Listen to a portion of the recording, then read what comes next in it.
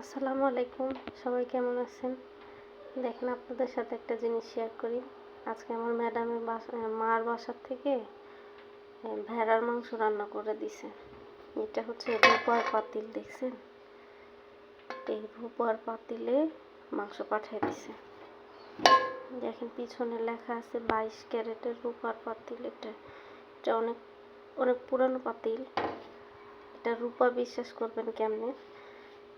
এই যে দেখেন, এটা হচ্ছে নর্মাল সিলভারের পাতিল, আর এটা হচ্ছে রূপার পাতিল।